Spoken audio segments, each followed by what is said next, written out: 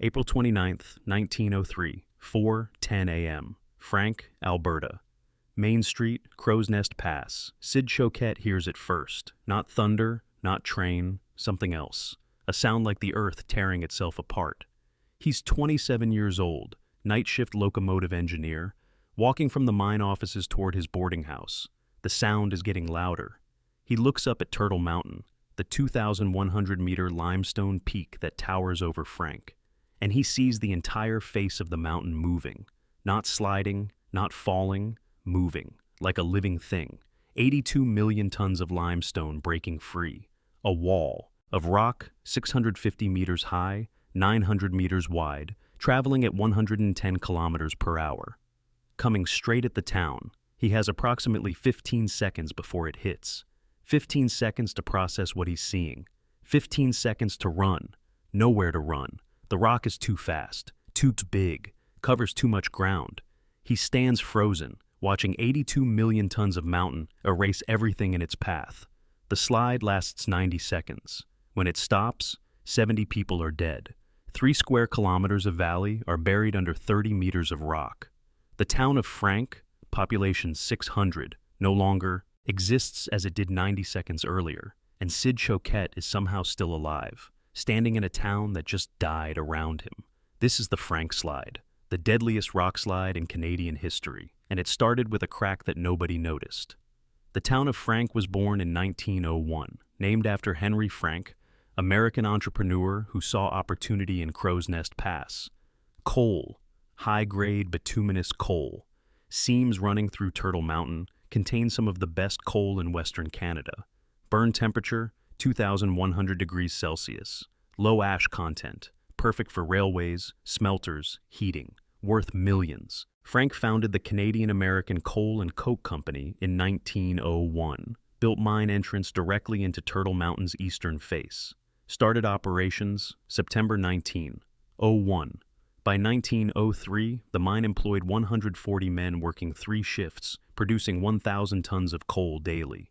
The town grew around it. 600 residents, 30 buildings, stores, hotels, saloons, houses.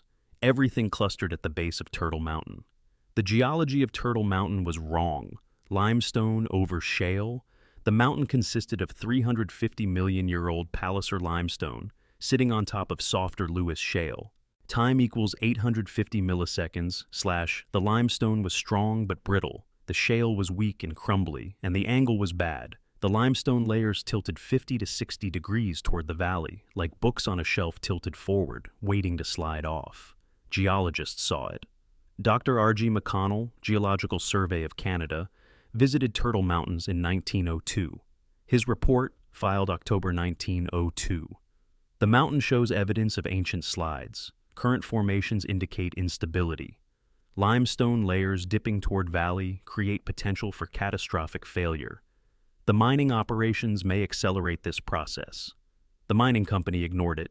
The provincial government ignored it. The town ignored it.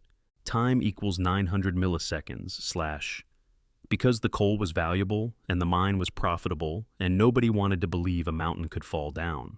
But Turtle Mountain was already failing. Cracks appeared on the mountain face in 1902. Local residents noticed, reported them to mine management. Management dismissed concerns. Old cracks, been there forever, nothing to worry about. New cracks appeared through winter 1902 to 1903. Wider cracks, growing cracks, some wide enough to fit a hand inside. The mine made it worse. Coal extraction created underground voids. The mine tunnel ran 1,200 meters into the mountain, with lateral galleries, branching 600 meters. Every ton of coal removed was structural support removed. The mountain was hollowing out, and the mining company was removing 1,000 tons daily. April 1903 brought unusual weather. Warm Chinook winds melted winter snow rapidly. Water infiltrated the cracks. Water flowed into the mountain, saturating the shale layers. Water pressure built up behind the limestone. The freeze-thaw cycle all spring had widened cracks further. On April 28th, temperature reached 18 degrees Celsius. On April 29th, at 4:10 a.m., Turtle Mountain failed catastrophically. The failure started 2,100 meters up. The peak of Turtle, Mountain, a massive limestone wedge approximately 90 million tons, had been slowly sliding forward for decades, gravity pulling it, shale layers underneath eroding, mine voids below weakening support, water pressure building behind. On April 29th, all factors aligned. The wedge broke free. It fell 900 vertical meters in approximately 30 seconds, traveling 110 kilometers per hour. But it didn't just fall straight down. The mountain's angle and the rock's momentum sent it rocketing across the valley floor. The slide crossed 3 square kilometers, destroyed everything in a path 900 meters wide, 3,000 meters long, piling rock 30 meters deep. The destruction sequence happened in phases. First 10 seconds, the initial rock mass demolished the mine entrance and mine buildings. 7 miners working night shift inside the mine were sealed inside, alive, trapped behind 30 meters of rock. Second 10 seconds, the slide obliterated the eastern section of Frank. 12 houses, the livery stable, the construction camp. Third 10 seconds, the slide buried the Canadian Pacific Railway line, burying a slow-moving freight train and crew. Fourth 10 seconds, the slide crossed the Old Man River. Time equals 400 milliseconds, damming it completely, creating an instant lake. Final 50 seconds, the momentum carried rock up the opposite valley wall, climbing 120 meters before gravity stopped it and it settled back down. 70 people died. The exact count took weeks to determine.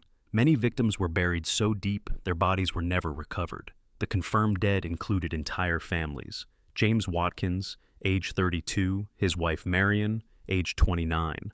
Thomas Doole, age 41, mining engineer. Alexander Robertson, age 38, and his wife Catherine, age 34.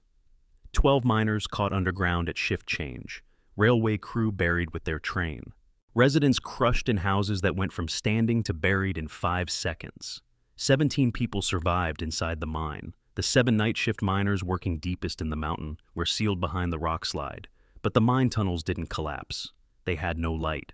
Lamps extinguished by the shockwave. No food, no water, no idea if anyone outside was alive to rescue them. They started digging. Using hand tools, they dug through collapsed tunnel sections, navigating by touch in total darkness. They emerged 13 hours later, dug through 30 meters of debris by hand, came out through a ventilation shaft on the opposite side of the mountain. When they surfaced at 5:30 p.m. on April 29th, they found their town destroyed and 70 people dead. One miner, Fred Farrington, walked through the devastation looking for his house. Couldn't find it. The rock had buried his home and killed his wife and daughter. He'd survived 13 hours trapped underground only to lose everything. If you want to understand how 82 million tons of rock buried a town in 90 seconds and what that means for communities living under unstable mountains today, hit that like button. It helps us share these geological disaster stories. Subscribe if you haven't already. Back to Frank. Sid Choquette survived because he was standing in the exact right spot, between the slide path and the remaining town. The rock stopped 50 meters from where he stood. He spent the next 19 hours leading rescue efforts, pulling survivors from debris, organizing teams to search for bodies. He never spoke publicly about what he saw, never gave interviews, just went back to work as a locomotive engineer and lived another 47 years, carrying the memory of watching 82 million tons of mountain erase his town in 90 seconds. The investigation started immediately. The Canadian government sent engineers and geologists to determine cause. The mining company claimed natural disaster. Time equals 450 milliseconds greater than act of God. Nobody's fault. The engineers found evidence contradicting this. Inside the mine ruins, investigators found systematic safety violations. Unsupported tunnels, excessive extraction, mining too close to the mountain face. The mine had removed 100,000 tons of coal from an area directly beneath the failure zone. The extraction created a structural void. The void weakened the mountain. The mountain collapsed. But proving causation was difficult. The mine company hired their own experts who testified that ancient geological forces caused the slide, not recent mining. The provincial inquiry concluded natural causes exacerbated by mining operations. No one was held criminally responsible. No one was prosecuted. The mining company paid minimal compensation, $100 to $300 per death, about 4 months' wages. The town rebuilt. not in the same location. Survivors weren't stupid enough to rebuild under Turtle Mountain. The new Frank established 2 kilometers south, outside the slide zone. Population dropped to 200. Many families left. Couldn't bear living in the valley, where the mountain had killed their loved ones. The mine reopened in 1904. Different location, safer distance from the mountain. Closed permanently in 1918 when coal seams depleted. Turtle Mountain continues to move. Geological monitoring started in 1933. Instruments measure displacement. The remaining peak moves 2 to 3 centimeters per year, sliding toward the valley. Cracks widen. New fractures appear. Geologists estimate another major rockslide is inevitable. Timeline: 10 years, 100 years, 1,000 years, nobody knows. But Turtle Mountain will fail again. It's a question of when, not if. The Frank Slide changed Canadian mining law. New regulations in 1904 required geological surveys before mine approval, structural assessments of mining sites, distance requirements between population centers and active mines, and mandatory evacuation plans for communities near geological hazards. Laws written in response to 70 deaths in 90 seconds. The rock is still there. 82 million tons of limestone covering 3 square kilometers. Visitors drive through it. Highway 3 crosses the slide zone, built directly on top of the rock that buried Frank. The road rises and falls over the uneven boulder field. Trees grow between rocks now. Grass covers some surfaces. Nature reclaiming the disaster site, but the rock is still there. You're driving on top of a graveyard. There's the interpretive center now, built in 2002, positioned safely outside the slide zone. Displays explain the geology, show photographs from 1903, list the names of the dead. Tourists come, take photos of Turtle Mountain. Try to imagine 82 million tons of rock moving at 110 kilometers per hour. Can't really imagine it. Nobody can. You have to see it happen. And everyone who saw it happen is dead, except those who were far enough away that they only heard it. Some things don't fit on memorial plaques. You can't engrave the sound of a mountain tearing itself apart. You can't memorialize the specific moment when Sid Choquette looked up and saw 82 million tons of rock coming at him and realized he was about to die but didn't. You can't capture what Fred Farrington felt emerging from 13 hours trapped underground to find his wife and daughter buried forever under 30 meters of limestone. But here's what remains. Turtle Mountain still stands over Crowsnest Pass. Still moving, still cracked, still unstable. The 1903 slide removed 82 million tons. Geologists estimate 100 million more tons are ready to fail. The next slide could be larger, could bury Highway 3. Time equals 1,400 milliseconds greater than could dam Old Man River again. Could kill people who drive through thinking it's safe because nothing has happened since 1903. Frank, Alberta exists. 200 residents. Built on hope that the mountain won't fall again in their lifetime. Living with calculated risk. Driving roads that cross the 1903 slide zone. Sleeping in houses within range of the next potential failure. Because this is their home. Because evacuation is expensive and uncertain and possibly unnecessary. Because mountains fall on geological timescales and human lives are short, and maybe it won't happen for another 1,000 years. April 29th, 1903, 4:10 a.m. 90 seconds that killed 70 people and proved that mountains aren't permanent, Earth isn't stable, and human engineering can destabilize geological formations we thought were solid. Turtle Mountain failed because it was built wrong from the start. Limestone over shale, tilted wrong, undermined by mining, waiting to fall. And it did fall, and it will fall again.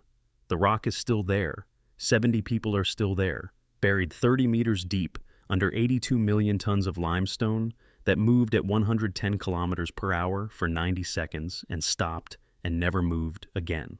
But the mountain above it is still moving, still cracking, still tilting toward the valley, still waiting.